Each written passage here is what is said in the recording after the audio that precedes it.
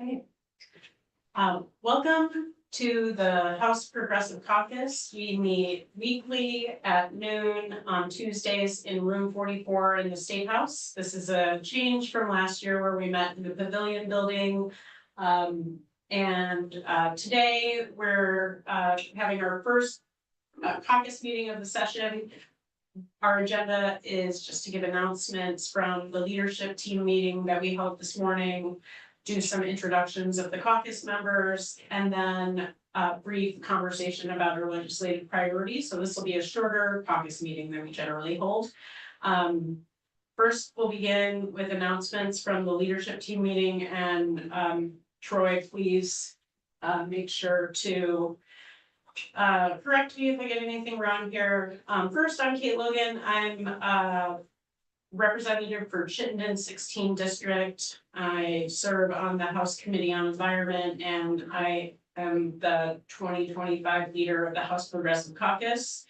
The leadership team meeting this morning focused primarily on trainings that are upcoming for the legislature. We had a sexual harassment prevention training this morning. Not necessarily relevant to us. There will be a chair and vice chair training this afternoon. That it's great to know that our chairs and our vice chairs are going to be receiving some additional professional development opportunities this session. There are diversity, equity, and inclusion training pending.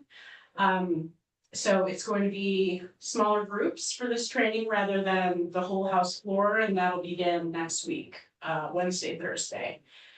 There are also pending trainings being scheduled for the House Rules, Ethics, and Decorum committees. There's a committee safety training that's ongoing. You've already participated in that with your committee, so it was your whole committee doing the training with the Sergeant at Arms and Capitol Police staff. And those are done in executive session because of the topic matter. They don't want to broadcast that.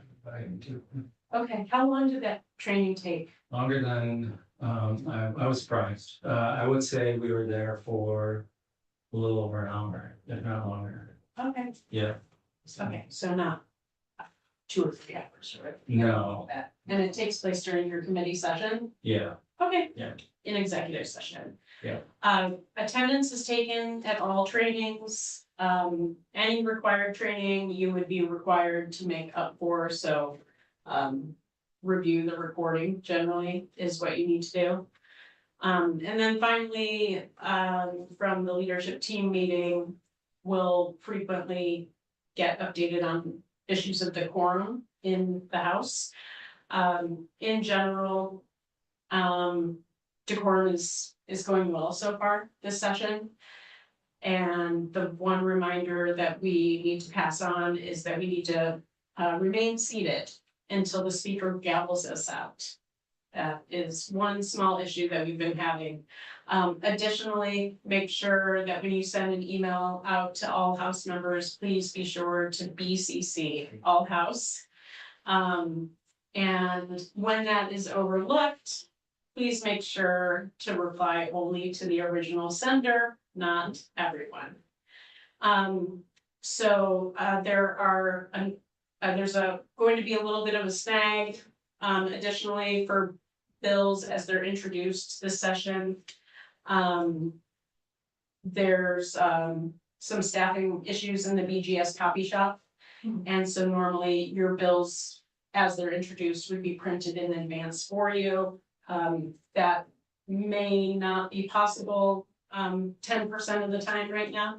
And so if you get to the chamber or realize that a bill that is a bill of yours that's supposed to be introduced is not available, then you can run down to the copy shop and get a copy. There will be a placard available for you to bring to the print office for an individual copy for yourself. So those are all the announcements that for this week from the leadership team meeting. And now we'll do some introductions. We like to make sure that everyone in the room introduces themselves. And I already introduced myself, so I'll just My name is Troy Hedrick. I'm one of the Burlington representatives, in 15, section of Burlington, sort of up and around college and the hospital, and then down towards the old North End. Serving for my second term, and I've been placed again on the Committee of Corrections and Institutions, and currently in the role of Mayor for Progressive Caucus as well. My name is Jimmy Addy. I'm a UBM intern for Troy Hedrick, and I'll be working with him this session. My name is Chloe Tomlinson. I represent Winooski, which is Chicken 21. I use she, her pronouns, and I'll be serving on the House Transportation Committee. And this is my first term. Great. Josh Honsky. I'm the executive director of the Vermont Progressive Party, here to provide support for the House Progressive Caucus. Oh, and then for the record, I work in the House Clerk's office as second assistant. Thank you. And absent, but a member of the caucus is Representative Brian Sheena, who is in the same, share the seat with Representative Hedrick. Okay, so we'll just take a little bit of time. Again, this is going to be a shorter caucus meeting. This time in future weeks, we'll take on the theme per week and have guests here to help present materials of interest to the caucus. But let's go ahead and start with you, Chloe, and talk about the priorities you're bringing into the session and any work that you intend to do this session. Sure. Well, housing is certainly a top priority for me, and it seems like across the board in the legislature, particularly in terms of priorities for Winooski, working on some key tenant protections. And there's been a number of bills that have been under discussion or introduced in past sessions that we're hoping to bring back and also build upon. So I'm working on a few things that will be sort of collaborating across the Senate and House side on a few key tenant protection issues. Additionally, as we heard, the governor is proposing some programs to expand housing in the state, and as we're looking at those proposals, I want to make sure that we're seeing that permanently affordable housing, particularly family-sized housing, is prioritized. It's a huge issue that I've heard about in Winooski. As we're approaching conversation around ed funding, which is obviously one of the key issues in this session, a particular concern for me is making sure that any proposals that we're working on are ensuring that students from low-income families and students who are English language learners are appropriately supported and resourced. And I also think that there's an opportunity, or hoping there's an opportunity, as we're looking at property tax reform and the ed fund, that we can move in a more progressive direction in terms of taxation and provide some relief to low and middle income families. Particularly since I'm on the House Transportation Committee, will be interested in working on how we can find sustainable funding sources for public transit. There's also going to be a lot of opportunities to look at how we can reduce our transportation greenhouse gas emissions, since that's our biggest sector of emissions currently. And there are a couple of studies that came back that we'll be looking at how we can act on the recommendations from them from the summer. So I'm excited to kind of dig into some of those transportation specific priorities that are really relevant to Winooski and to our state in that work on my committee. Thanks so much. Troy, what's You your? want me to jump in? Yeah. I have two bills that have already been introduced to the floor. H22 is a bill that seeks to clarify public records in and around the severance pay. It's my belief that an extension of severance, an extension of salary, and extension of benefits are still salary and benefits. So for public employees, I think that we should be much more transparent. That has been, I introduced that on Friday to GovOps, again, H22.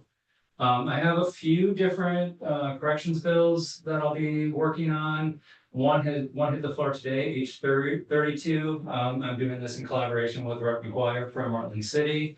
It's got really good tripartisan support. The bill really just seeks to shore up our practices around medication for opioid use disorder in our correctional facilities, and getting those in alignment with our state practices, best practices. I'm gonna mention very briefly the corrections topic that I'm gonna be probably shepherding to the best of my ability. And that is reducing the profit margins on commissary, creating free telecommunications plans for anybody who's incarcerated, and paying incarcerated labor at the federal minimum wage. I'll say more about that as that bill develops, and then I've got a few more corrections for it as well. And then I was a little overzealous with my bills this year, so I've got a lot. But I do want to mention that I've been working in collaboration with a group of, they're calling themselves the Vermont Queer Legal Professionals.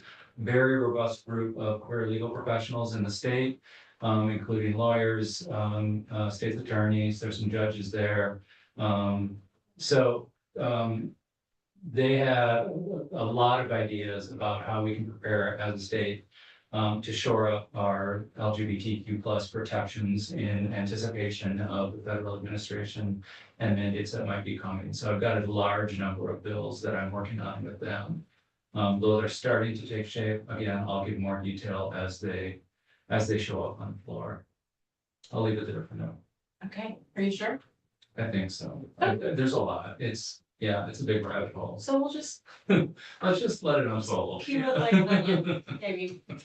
Okay, and following up on, for my part, on the work that I did in my committee, House Committee on Environment and Energy, which no longer exists. It's been broken into House Environment and House Energy and Digital Infrastructure, something like that. I have a few bills sponsored on those topics. So following up on Act 250 reform from last year, I had a study authored in that bill that is going to look at affordable housing incentives that we could possibly include in requirements for our Act 250 policy.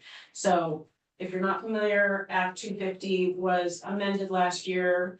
There will be a multi-year process to create land use maps. Those are going to map out the entire state in terms of tier 1, tier 2, and tier 3 status. Tier 1A, I'm sorry, tier 1B, tier 2, and tier 3. Tier 1A status will be exempt from Act 250. So those are primarily going to be areas where we want to build housing. In our land use mapping process, we'll determine these are the places where we want to build housing. We want to build it as quickly as possible, and we want as few restrictions as possible, because we know that infrastructure is already there. That makes this a place that is appropriate to build affordable housing. In the prior Act 250, there was a policy called priority housing projects that incentivized the development of affordable housing. So with the replacement of our old Act 250 with this new tier 1A status for an area, then there will be no priority housing project incentive any longer. So I had a study commissioned to provide affordable housing incentives as a requirement of receiving tier 1A status. So that would be, for example, like Burlington has an inclusionary zoning policy. So that would be something that would meet that standard of having an affordable housing policy in order to receive the tier 1A status. So there are a lot of places though that are going to be seeking tier 1A policy that don't have inclusionary zoning. And the argument was made last year that for some communities that wouldn't be appropriate because of their size and the size of the development. That so BHFA, BHCB, you name it, all the housing folks authored a study, the Department of Housing and Community Development, and I'm going to be working with Senator Allison Clarkson on a bill to amend our Act 250 policy with that. So that's one thing. Similarly, I can go on for a little while. Gonna be working with the Senate Environment and Energy Committee on a community solar project bill. And then primary, I expect my committee work to be fairly absorbing this session, but the primary issue sort of outside of the committee that I want to focus on is all of the employment protections that we need to put in place during the Trump administration. So that ranges from enhancing enforcement at the state level, making complaints against employers public on websites, giving workers unemployment insurance benefits during labor disputes, putting a wrongful discharge from employment act in place, initiating rulemaking for heat injury and illness prevention on work sites, especially as we experience increasingly hot summers. Expanding who is eligible for unemployment insurance by raising the salary cap for exempt employees, and then a wage bill that would raise the minimum wage to $20. And then I'm trying to decide, so the Agriculture Labor Standards Committee came back with a study saying that they don't want to implement collective bargaining rights for farm laborers in Vermont. I'll put a bill in to give collective bargaining rights to farm laborers. I also have drafted a bill that would include people with disabilities, domestic workers, and farm laborers in the definition of employee for the minimum wage and for overtime protections. And so that overlaps a little bit with the recommendations of the farm laborers report, but I'm just gonna keep it out there. I've talked with Representative Heather Suprenant about potentially partnering on a piece of legislation, but I do want to additionally include people with disabilities and domestic workers in that definition. I'd also like to eliminate the tipped minimum wage, and I'm trying to decide whether I want that to be a freestanding bill or in the $20 minimum wage bill. So just a bunch of labor stuff. So I've also had that drafted as one long bill, a labor standards omnibus bill, and then as separate bills. So I'm still working on editing all of that to get it really introduced, and I'll be sending everything out for co-sponsors. Just a reminder that we do have a spreadsheet, Josh, I just. I know. I'm gonna have my interns put that information into the spreadsheet because I haven't been able to find the time. Josh has sent you access to that. Okay, thank you. And there's tabs on the bottom for all 5 of us. Do you know where you sent that to? Gmail. I'll tell you in a second. You also, under the info at progressiveparty.org Gmail address, Mhm. you have access to the 2025-26 what is it called? House Progressive Caucus Shared Files folder, and there's a 2025-26 folder in there. Okay, I sent it to Josh, at Progressive Party, by the way. okay, cool. Can I make one more announcement? Yes, of course. I notified the Secretary of State yesterday of my intent to seek a nomination to a legislative appointee to the Board of Trustees, UVM Board of Trustees. So I'll be having those conversations over the next few weeks. That election happens, I want to say, the 20th of February. It's a very specific date, so 7 weeks in or something like that. So, yeah, be watching for that. And I'm happy to have a conversation with anybody about what that might mean. A student-centered focus, a staff-centered focus, a faculty-centered, a neighborhood-centered voice on the Board of Trustees. I think that's an important step. Seems non-controversial Yes, to me. you would think. Also happy to talk about the controversy that will probably surround it. Very exciting. I guess a couple more announcements in terms of, maybe we could share what we know is happening this week. So for example, the Vermont Natural Resources Council is going to be hosting a reception at 4:30 p.m. at Hugo's on Thursday. That will be hosted by them and 24 other environmental organizations that have all signed on to a legislative agenda for 2025-26. So that'll be from 4:30 to 6:30 p.m. at Hugo's, and they'll also be doing a presentation earlier in the day at the Climate Solutions Caucus of which I'm on the leadership team that will take place at noon on Thursday. So that's the first meeting of the Climate Solutions Caucus for the session. Other caucus meetings. Yeah, the Working Vermonters Caucus, we're a little far, we're about 9 days out from this, I'm just looking at my, there's gonna be a pretty significant Labor Day on the 23rd. There'll be a press conference, and then that evening, I believe it's from 5 to 7, 5 to 8.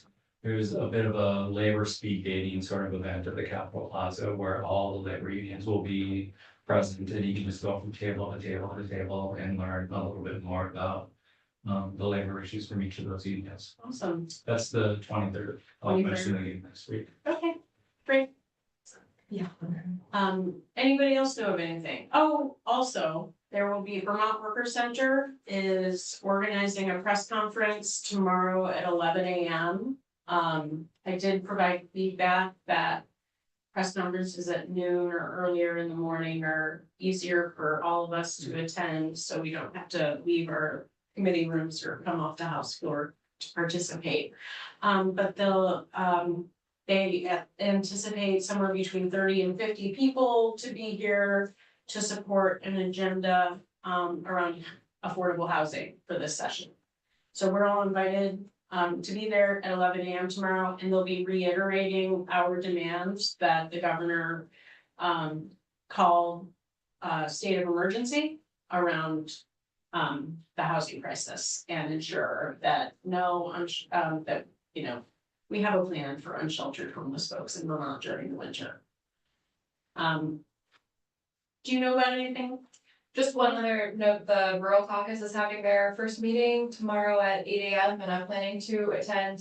And though none of us represent rural constituencies, to understand those priorities and to be there to find if there's places where we can find collaboration and support, particularly around issues related to our Progressive Party platform around economic justice. I'll, report back anything that is of note in that meeting, although I think it's just an introductory organizational meeting at this point.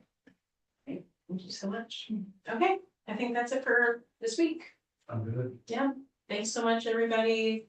Thank you. And just to remind, so I want to start getting comms out, so I'm not sure, just send me, we need to build a system to start getting stuff out regularly. Yep.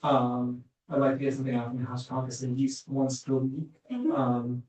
So if, someone wants to send me, just updates about like the first week or priorities or whatever, I can work to get that out. I think we should probably try to get it on schedule and say like every Thursday or every, whatever it is, I'm not sure. And then I'll also send you all, we have calendar, we just approved at the last COCO meeting, the calendar of upcoming COCO and state committee meetings, and I'd love to have one person from the House Caucus present at all of those. They're like once a month, so hopefully you all can like rotate and figure out a plan for someone coming to each one of those. And then finally, sorry. I think that's it actually. Eva's going to be working on doing, if this is helpful, the legislative preview, pulling reports from all the committees up for the coming week. So she'll be working to get that out for Tuesday morning. Okay, and we have 2 interns this session who would be happy to work with on that and who will be writing briefs on all of the bills that we want to pay the closest attention to. So we'd love to connect Eva with our interns. That's not something that's. Also discuss that in our next planning meeting. Along with our communications agenda. And then the other question, just to follow up, I was hoping to receive some information about Tom's stats. I'm for that. I'll get that for you. Thanks. Yep. So we're just wrapping up, Brian. It says room 41 on the thing, so I was like in the hall, like trying to figure out, it says room 47 on the thing. Anyway, I joined, I finally got on Zoom and then I said, and then I was like, that room is near here. I was going, anyway. Oh, no, sorry. So I was Please looking- introduce yourself. I am Brian Chena, Burlington. Okay, great. So, thanks so much. Future weeks, again, as I said, will be, themed. And we're working, together this week to put together our schedule for our themes for our upcoming caucus, meetings. All right, thanks, everybody.